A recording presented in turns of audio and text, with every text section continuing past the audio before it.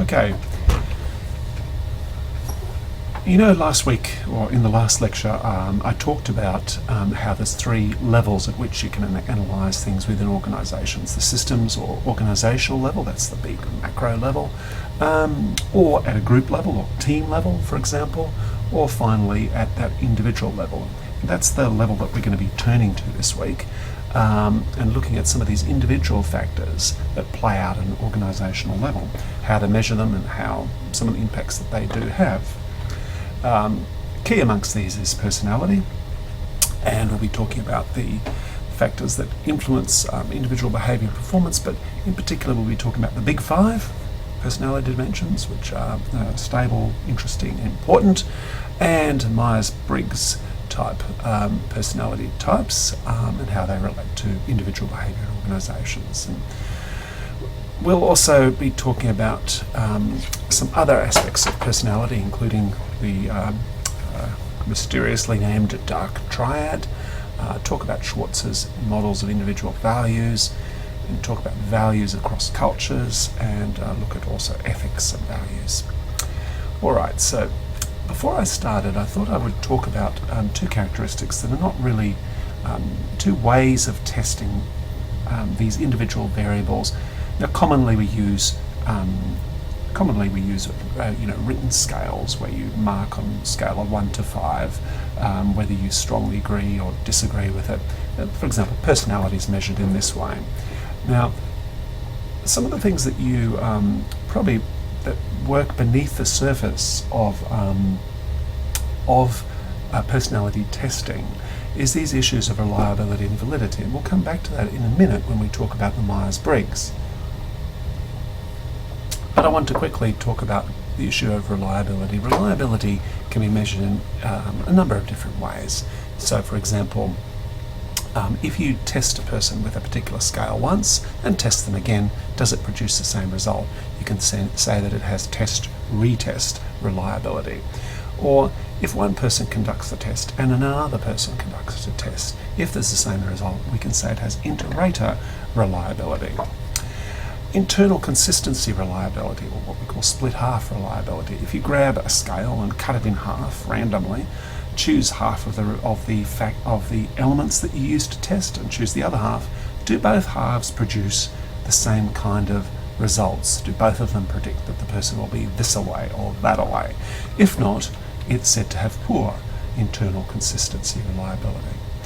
And alternative validity, face validity is quite simple. On the face of it, does it look like these items in this scale are actually about what it's meant to be about? So, for example, if you think that a scale is testing extroversion, which is the degree to which you're outgoing, a people's person, a party animal, do the items look like they're about that or not? Do they have face validity? Construct validity is a little bit more complex.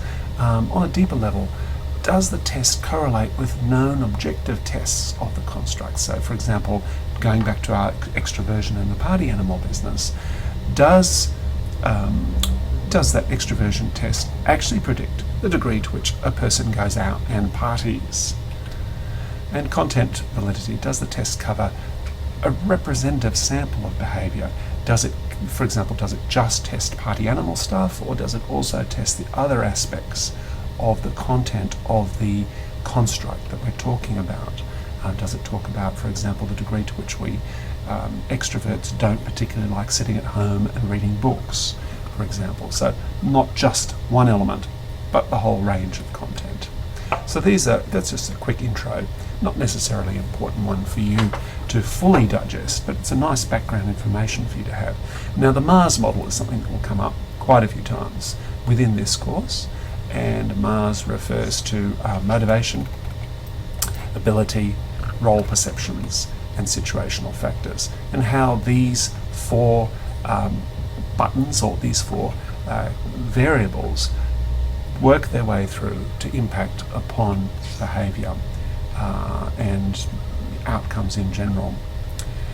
The textbook does give you a little bit more about the Mars thing, but realise that the Mars is not a personality test or individual characteristics. It has those situational factors and also those perception factors, which can be governed by situation or governed by education, governed by what you're told, for example, at the job interview, as well as some things that relate to one's ability on more than just an intellectual scale, a physical scale, for example, dexterity, and the degree to which one's motivated.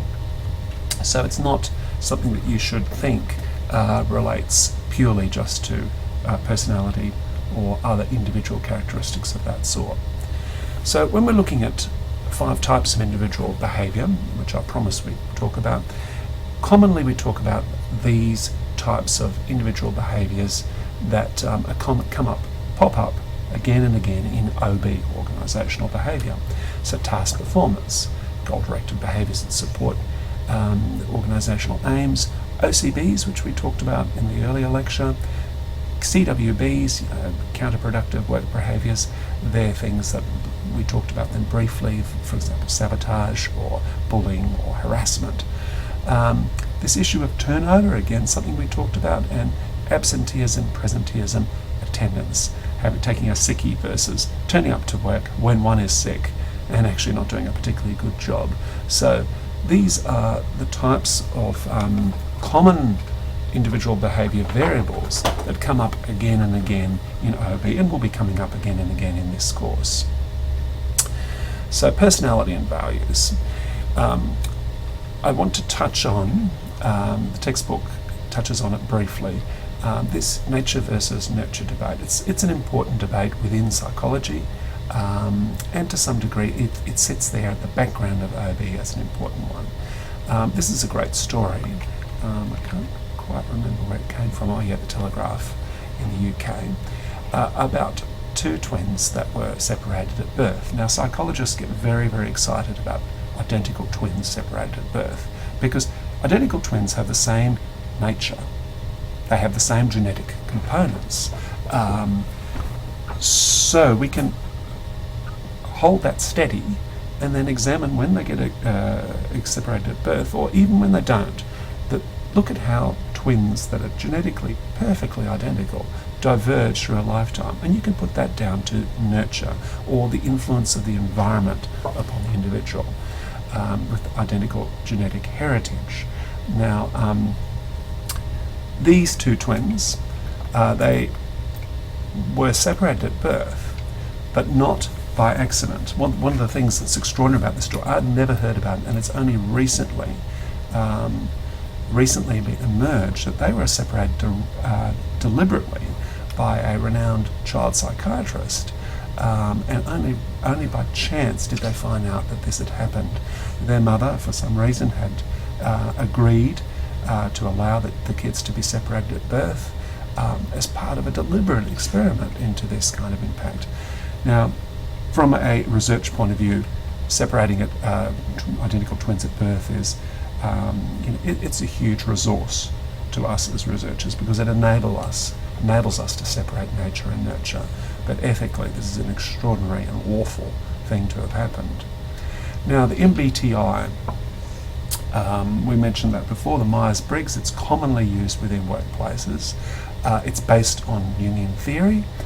It's a personality test that taps these 4 key characteristics, and these 4 key characteristics are extroversion versus introversion, which I just touched on before, sensing versus intuition, thinking versus feeling, and judging versus perceiving. And so you end up getting a final score that can be summarised as ENTJ or whatever, ENTJ. So the problem with this is everything is not as simple as it seems. The Myers-Briggs is a commercial instrument. It's commonly used by personality testers or human resource managers or recruiters to try and pigeonhole people into 16 different categories in a beautiful manner and package things nicely. The reality is that nature versus nurture in fact tells you that the environment has a great influence on how we behave, and we are not stable across different environments to the degree that we like to think we are. The trouble with the MBTI, which I do want to emphasise to you, is not particularly well related to job performance. So its validity, its content validity and construct validity is not so great.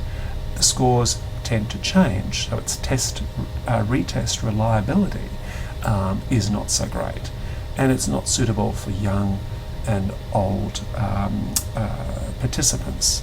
It tends to produce particularly unreliable results.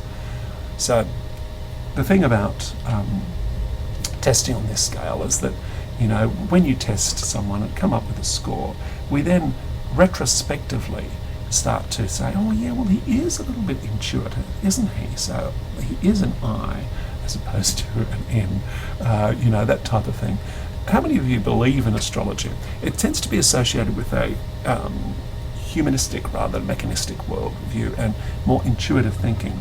Now the thing is that studies have tend to show that people will very, very persistently believe in astrology even when objective evidence that it isn't the case tends to be presented to them. And the reason is these three issues. Selective perception.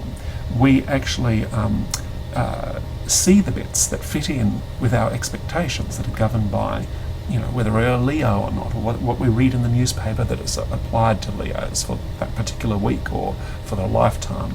We also selectively recall things that fit with what we expect.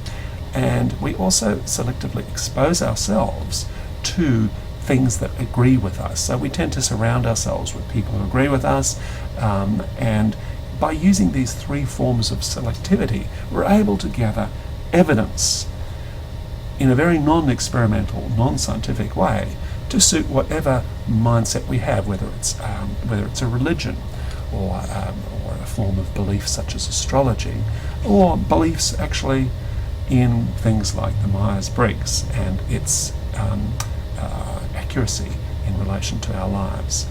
All these three types of selectivity relate to what's called confirmatory bias, which means basically that we seek out data that confirms or supports our beliefs. So, as a good psychologist, you do need to be a little bit aware that this is going on. Now, I sort of poo-pooed the MBTI to some degree. However, the Big Five is a very good set of variables that relate to human individual difference. Very useful from a workplace or OB point of view. Now, I just want to quickly help you remember these five by pointing out that CANOE is canoe. You can also remember them as ocean, OCEAN, but either way, that will help you remember what the Big Five are. Going through them, conscientiousness relates to responsible, dependable, persistent, organised types. If you're high in that, you'll be high in those things. Agreeableness, good-natured, cooperative, trusting. Neurotic. Neuroticism is one of the best predictors of negative workplace behaviours, and it's one of the best predictors of things like health as well. So a non-neurotic person's calm, self-confident, secure versus nervous, depressed, insecure under stress. Openness to experience. Curious, imaginative, artistic, sensitive, willing to take on new challenges. Extroversion, introversion, probably one that you've heard of. That's sociable, gregarious, assertive versus bookish, inward-looking, and quiet type person. So, a couple of other things, a few other factors that we'll mention here. Core self-evaluation relates to positive self-evaluations, and the trouble is that we, on the whole, apart from depressive people, tend to have these positive core self-evaluations. So, for example, I put here, somewhat truthfully, I'm not sure the figure is actually accurate, but most of us think we're better drivers than average. Most of us think we have slightly better looks than average. Most of us think we're more competent at learning than average, but we can't be all better than average. Statistically, it's not possible. This issue of self-monitoring, high self-monitors are people who, those selfie sticks can tend to be good at seeing how they look in front of the camera, seeing how they look in front of other people, and able to adjust their behaviour. to suit the situation. They're more likely to be good leaders, but they tend to be less committed to organisations. Risk-taking, fairly obvious. Type A personality versus Type B. The Type A personality is the hard-driven person who virtually is addicted to achievement, to work, to goals. Proactive personality is a person who identifies opportunities and tends to take initiative proactively and make better decisions, tend to be more entrepreneurial. Now, the dark triad, I mentioned that, Machiavellianism, narcissism and psychopathy. I'm not sure if I've got more. No, I haven't got more to say there, so I'll just very quickly. Machiavellianism is the individual who cynically manipulates factors in their social environment to gain some personal goal that they find important. Narcissism is self-love, and psychopathy, you've probably heard of the word psychopath or sociopath.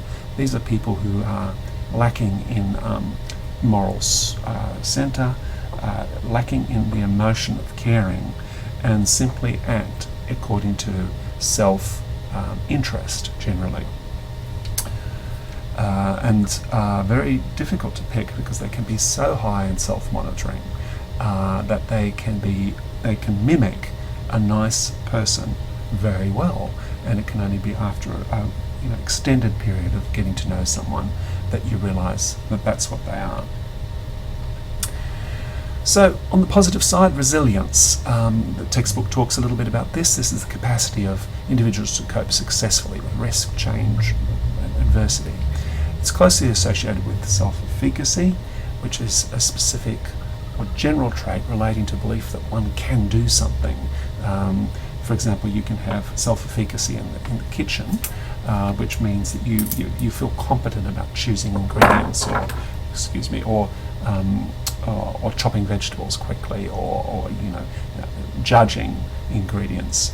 Flexibility is also closely related to resilience. It's the ability to adapt, put challenges into perspective and learn from them. Kind of obvious. Important variable.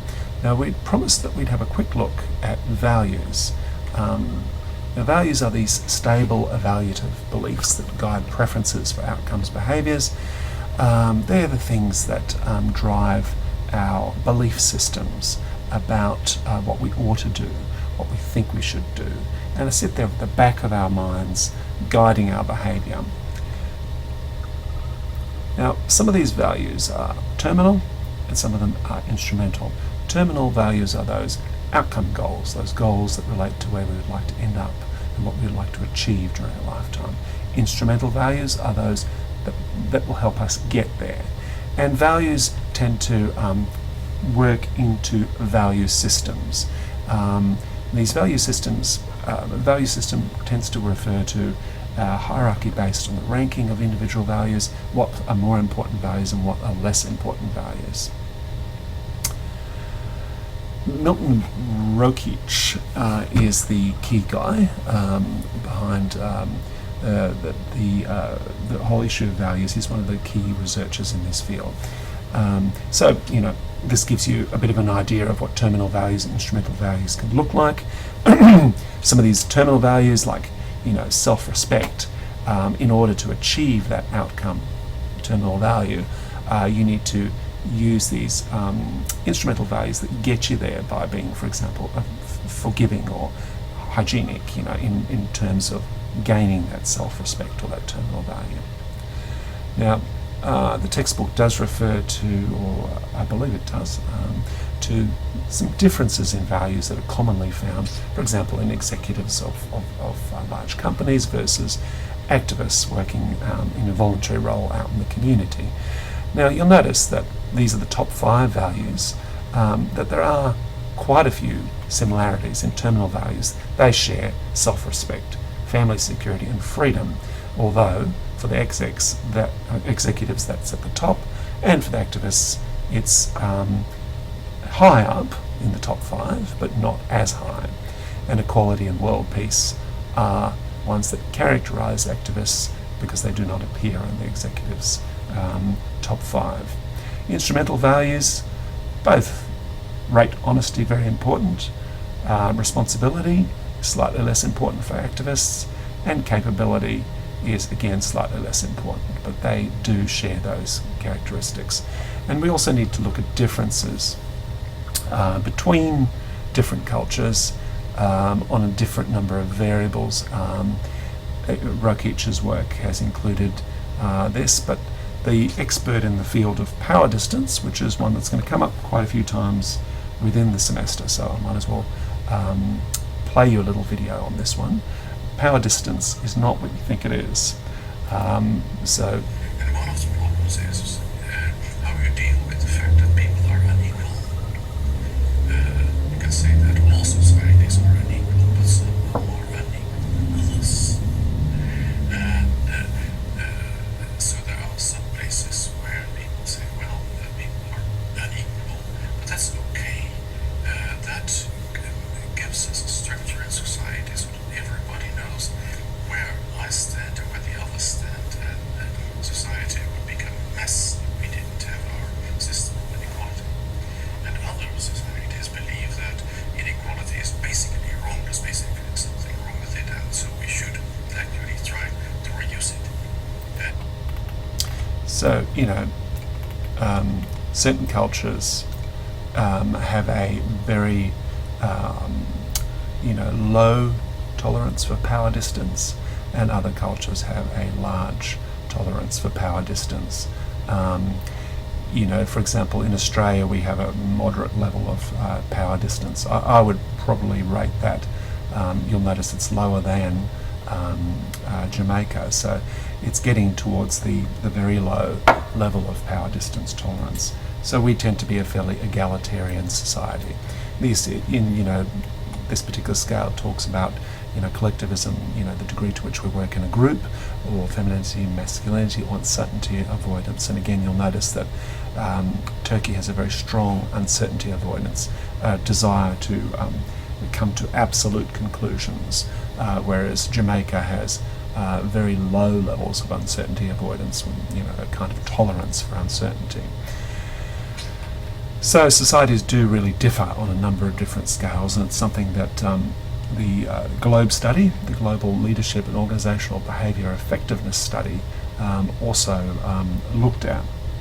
They studied 62 societies, and they included things like this uncertainty avoidance, power distance, collectivism. They also looked at humane orientation, assertiveness, gender egalitarian, and performance orientation. And they came up with these group of clusters that showed that different societies from different geographical regions to some degree, but also from ethnic regions like English origin regions, have these different clusters of these particular variables. But of course there is also a degree to which these different types of societies have a fair bit in common. They examined quite a few leadership characteristics, including decisiveness and trustworthiness, charismatic leadership. And they found that the most universally desirable through to the least desirable were, on the bottom were some of these Machiavellian features that we talked a little bit about before, and on the top, quite generally, across different societies, the charismatic, inspirational leader and high degrees of integrity, or the ability to have a vision or be orientated towards performance, tended to be pretty high up on the list. They came up with 6 leadership styles in terms of popularity, from the charismatic and value-based, things like the visionary, inspirational type, through the team-orientated, through the participative, humane, self-protective, and the autonomous loner type leader was the least universally desirable. Very interesting study.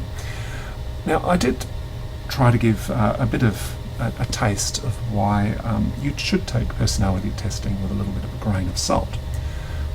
Now, I talked about extroversion versus introversion, and you do need to realise that, that these things fall on a scale. A person is not an extrovert. Be careful not to label yourself a extrovert, a or a Leo or a feminist or a macho person. You've got to be careful with these labels because they do stick, and they're also not quite accurate, because even extroverts like to read occasionally and like to be quiet and like to be on their own occasionally, unless they're on the extreme scale. People fall upon a continuum on any of these particular variables. We do measure, notice we measure, this is a test that I ran, or from a study that I ran. This is a typical kind of personality scale. I'm the life of the party, very inaccurate through to very accurate. We'll assemble this and at some sort of cut-off point say, you're an extrovert or an introvert, but there is no real cut-off point. And we're gaining these insights into your character from a number of different items on a scale of 1 to 5. You do need to be aware that it ain't so simple. Now, there's a beautiful stream of work from psychologists working in what we call thin slice judgment, looking at the ability of humans to make very interesting and quite accurate judgments about humans without resorting to these 15-point scales. And all they did was, one of the tests that I looked at, one of the studies that I looked at, just simply blinked faces onto the screen for 15 milliseconds and asked people to judge extrovert, introvert, just on that dichotomous scale, and people were as accurate. This is ordinary people using 15 milliseconds, which is a tiny sliver of time, rather than a thin slice, it's a sliver of time, asked them to judge whether they're extrovert or introvert, and found that they were highly accurate, just as accurate as psychologists putting them through a 20, 30-point written scale in coming up with a judgment which way they were inclined. So that's another important proviso to say, is that, intuitively you probably have more skills in this area. Like with everything, it varies. Some of you will be highly skilled at intuition on this type of thing, and some of you will be not very highly skilled. But generally, we have more skills than we give ourselves credit for in terms of judging about human characteristics. So, on top of all the good science that I'm trying to teach you, I'm also warning you or advising you not to lose sight of your own ability to make good quality judgments and to try to develop those skills. Have a look how you do in the workplace. And if you find that you're accurately picking things, and remember those confirmatory biases we talked about before, keep a check on them. But if you feel, having done the good scientific test on yourself, that you're good at it, then you need to learn to trust that judgment as well, and not just trust the books and the scales. Anyway, enough for this morning, and we'll talk soon.